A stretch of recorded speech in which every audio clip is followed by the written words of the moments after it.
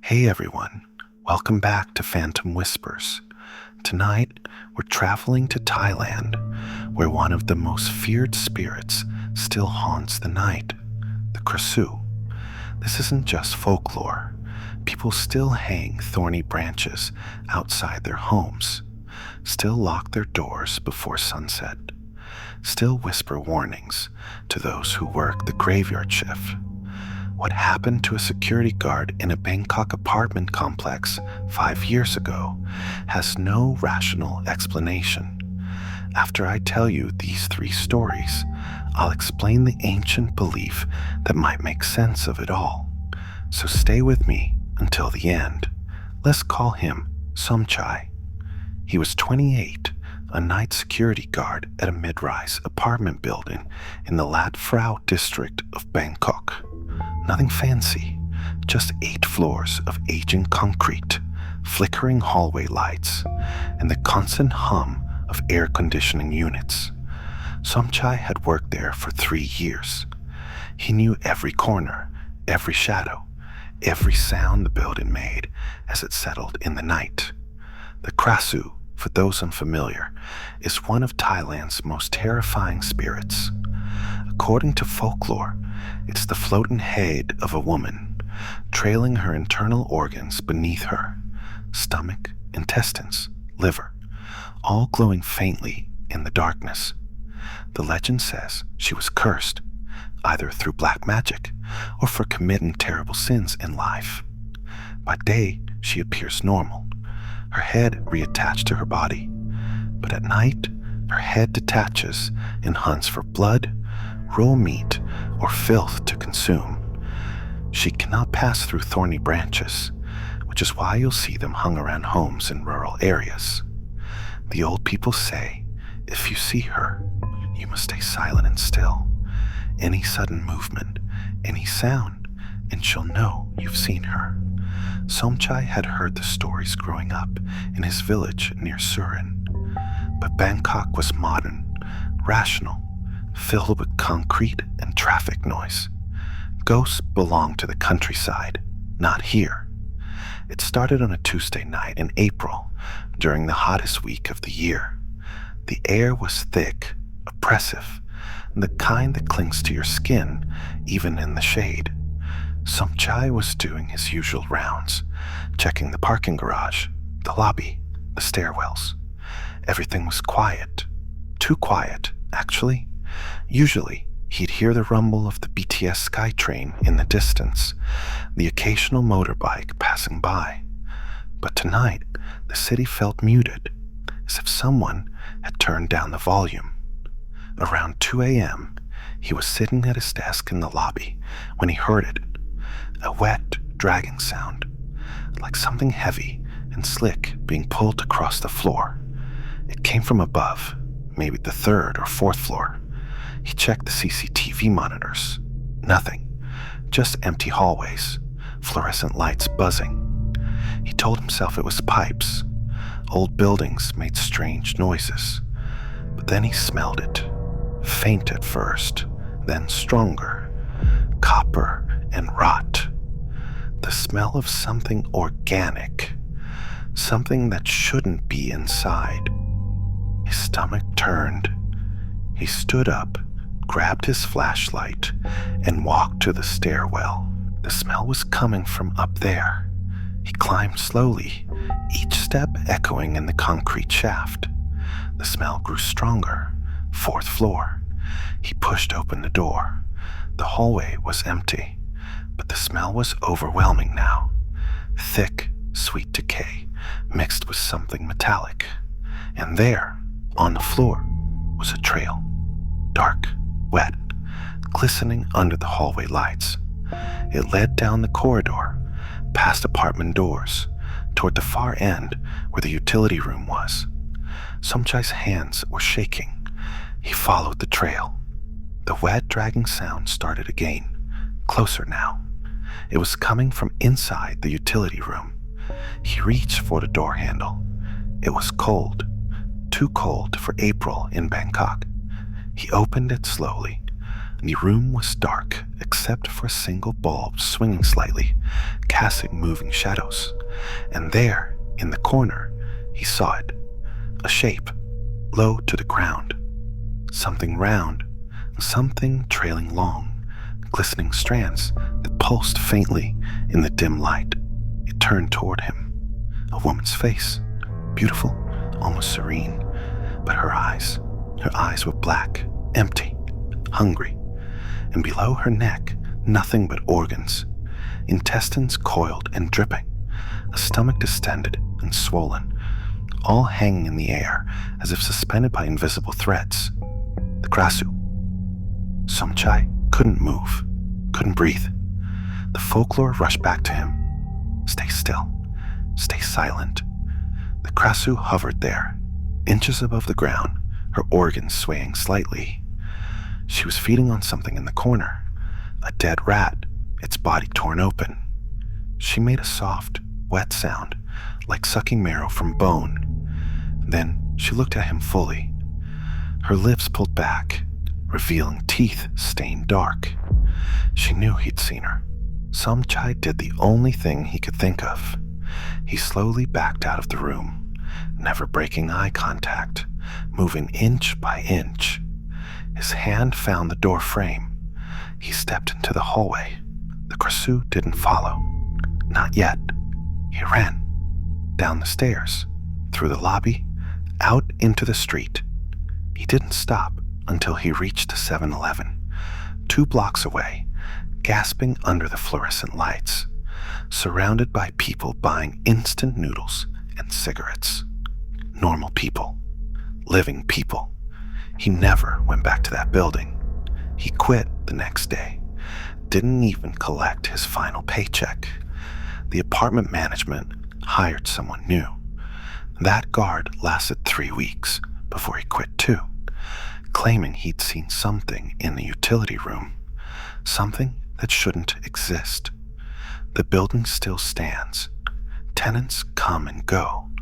But if you ask the older residents, the ones who've lived there for years, they'll tell you to never go to the 4th floor after midnight. And if you smell something rotting, something sweet and metallic, close your door and don't look out until sunrise. While that happened in Bangkok's urban sprawl, our next story takes us north to Chiang Mai, where an old hospital became the site of something far more disturbing. And this time, there were witnesses, multiple witnesses. All of them saw the same thing.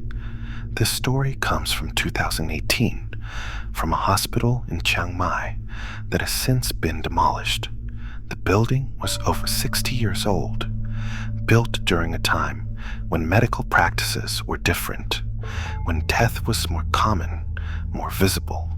The nurses who worked there had their own rituals, small offerings left in certain rooms, prayers whispered before night shifts. They knew the hospital was haunted. They just didn't know by what. Let's call her Nid. She was a nurse in her early 30s, working the night shift in the geriatric ward on the 2nd floor. The ward was always understaffed at night. Just 2 nurses for 20 patients, most of them elderly, most of them dying slowly from age and illness. The hospital was scheduled for demolition in 3 months. Everyone knew it. The building was falling apart. Cracked walls, flickering lights, a pervasive smell of disinfectant that couldn't quite mask the odor of decay. Nid had worked there for 5 years. She'd seen patients die, seen families weep, seen the quiet resignation of the elderly as they waited for the end. But she'd never seen what she saw that night in November. It was around 3 a.m. The ward was quiet, except for the rhythmic beeping of monitors and the occasional cough from a patient. Nid was doing her rounds, checking vitals, adjusting IV drips. She reached the room at the end of the hall, room 217. Inside was an old woman, Mrs. Pranee, 92 years old, bedridden, barely conscious. Her family hadn't visited in weeks. She was alone, waiting to die. Nid checked her pulse, weak but steady. She adjusted the blanket and turned to leave. That's when she heard the tapping, soft, rhythmic, coming from the window. She looked. The window was closed, the curtain drawn, but the tapping continued. Tap, tap, tap, like fingernails on glass. She pulled back the curtain. Nothing. Just the dark courtyard below, overgrown with weeds and banana trees. The hospital backed onto an old neighborhood, separated by a crumbling wall. Nid let the curtain fall and left the room. But as she walked down the hallway, she heard it again. The tapping, this time from the window in the hallway. She stopped. The tapping grew louder, more insistent. And then she smelled it. That smell. Copper and rot. The smell of something dead. She turned slowly. The hallway window was at the far end, near the stairwell. And there, outside the glass, hovering at eye level, was a face. A woman's face. Beautiful, pale, framed by long black hair. But her eyes were wrong. Too dark, too empty. And below her face, hanging in the air, were organs. Glistening, pulsing organs, trailing down like roots. The Krasue. Nid's breath caught in her throat. The Krasue pressed closer to the glass, her face inches away, her breath fogging the window. Her lips moved, forming words Nid couldn't hear. And then she smiled. A slow, terrible smile. Nid ran. She burst into the nurse's station, gasping, trying to explain. Her colleague, an older nurse named Porn, grabbed her shoulders. "Did you see her?" Porn whispered. "The floating head?" Nid nodded, trembling. Porn's face went pale. "She's been here before," Porn said quietly. 3 years ago, a patient died the night after she appeared. The old people say the Krasue feeds on the dying, on those too weak to resist. We need to protect Mrs. Praney. They went back to room 217 together. Mrs. Praney was still unconscious, her breathing shallow. Porn pulled out a small bundle from her bag, thorny branches from a lime tree, wrapped in red cloth. She hung them on the window frame, whispering a prayer. "This'll keep her out," Porn said. "The Krasue can't pass through thorns." They stayed in the room, watching the window. Minutes passed, then hours. The tapping never came back, but the smell lingered, faint and sickly, until dawn. Mrs. Praney died 3 days later, peacefully in her sleep. The nurses said prayers, burned incense, made offerings.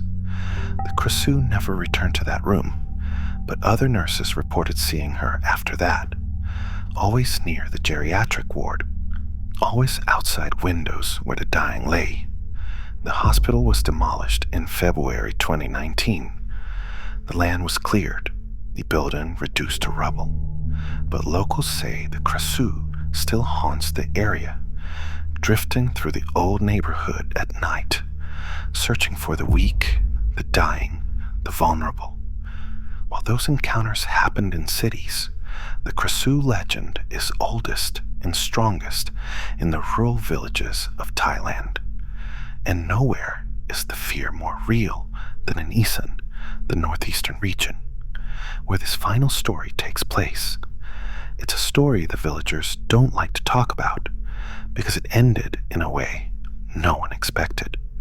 This happened in a small village near Udon Thani, deep in the Isan countryside. The village had no name on any map, just a cluster of wooden houses on stilts, surrounded by rice fields and forest. Life there moves slowly, dictated by the seasons, by planting and harvest, by the old ways. And the old ways included respect for the spirits, especially the Krasue. Let's call him Ding. He was 24, a university student from Bangkok who'd come to the village to do research for his thesis on rural folklore. He was staying with a distant uncle, a rice farmer, who'd agreed to let him stay for 2 weeks. Dang was skeptical of the stories. He saw them as quaint superstitions, relics of a pre-modern worldview.